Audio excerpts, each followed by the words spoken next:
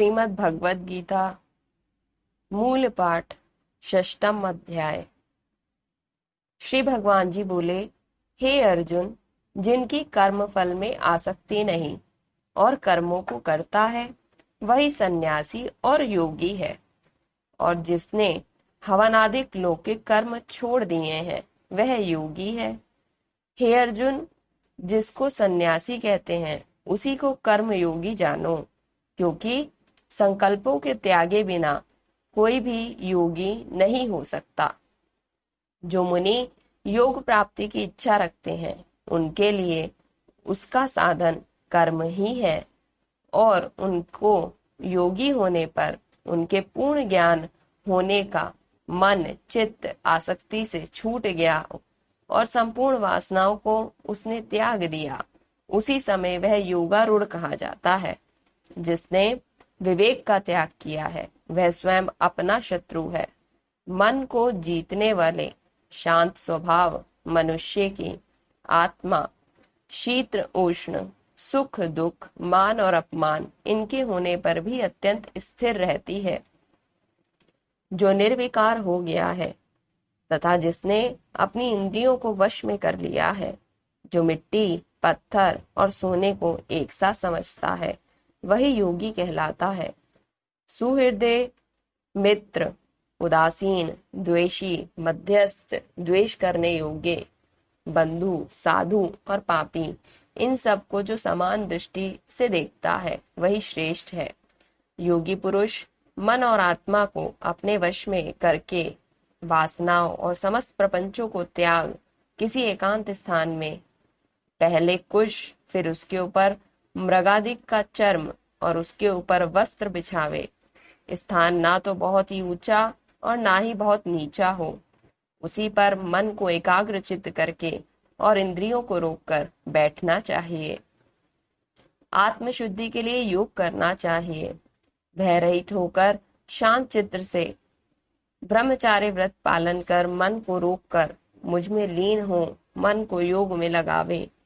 इस प्रकार मन को वश में करने वाले योगी को निरंतर योगाभ्यास करते रहने से मुझ में रहने वाले निर्वाण पद और अंत में मेरे स्वरूप में लीन करने वाली शांति प्राप्त होती है। हे अर्जुन, जो अधिक भोजन खाता है या अनेक दिन उपवास करता है, जो बहुत अधिक सोता है या जागता है, उसको योग प्राप्त नहीं होता। जो उपयुक्त आहार और विहार करता है, कर्मों का योग रीति से पालन करता है, जो यथा समय सोता और जागता है, योग ऐसे पुरुष का दुख मिटा देता है। तब संयम को प्राप्त हुआ चित्त अपने आत्मा में ही स्थिर हो जाता है और सब कामनाओं से निवृत्त हो जाता है। तभी योगी मोक्ष पद पा जाता है। जिस प्रकार वायु रहित स्थान में रखा हुआ दीपक चलायमान नहीं होता, उसी प्रकार योगी अपने चित्त को निश्चल रखकर उसका संयम करता है और अंतःकरण की समाधि लगाता है।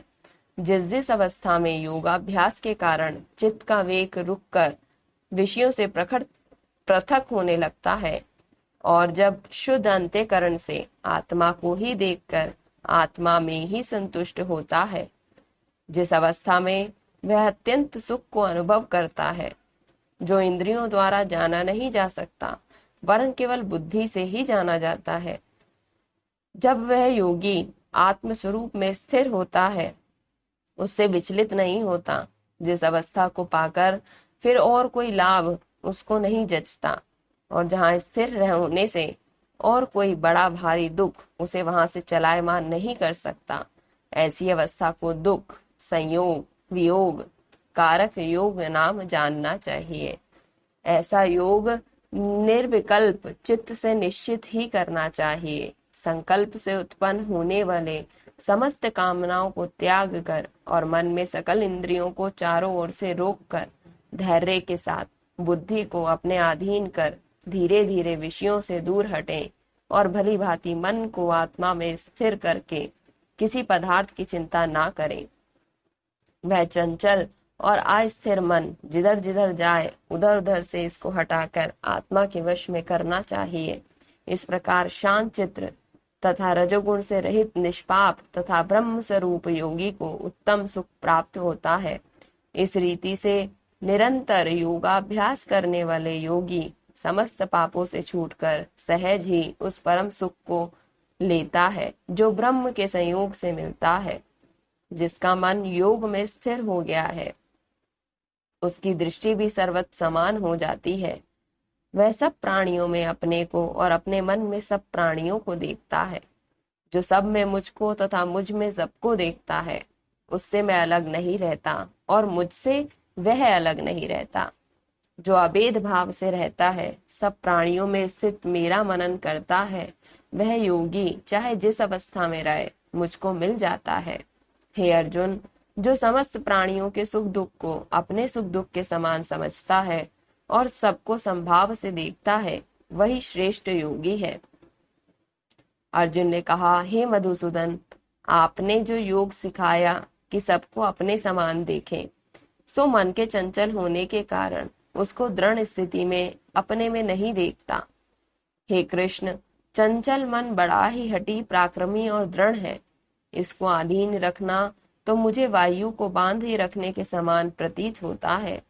श्री कृष्ण भगवान ने कहा, हे माँ भाव, इसमें संदेह नहीं कि मन अति चंचल है और इसे वश में करना बड़ा ही कठिन है, तो भी इसे अभ्यास और वैराग्य के अधीन कर लिया जा सकता है। जिसका मन वश में नहीं उसको योग अत्यंत दुर्लभ है, ऐसा मत है, परंतु मन को वश में करने वाले साधन करते रहने से अभ्यास द्वारा इस योग को पा सकते हैं।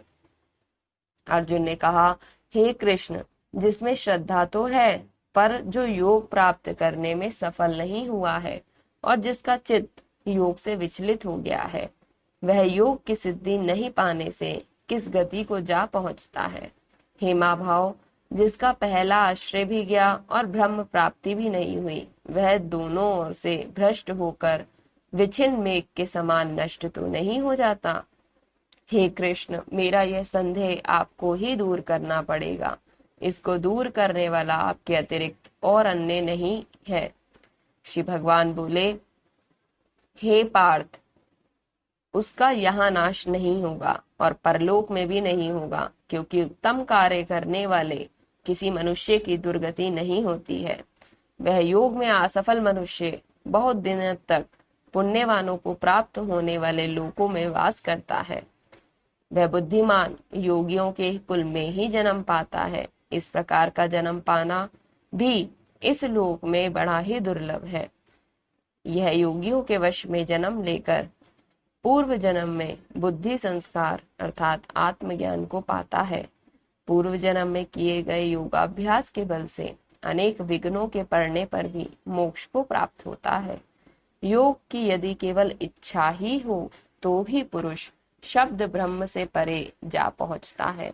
बड़े श्रम और यत्न से जो योगाभ्यास करता है वह पापों से शुद्ध होकर अनेक जन्म में परिश्रम करके सफल होता है और परम गति को पाता है।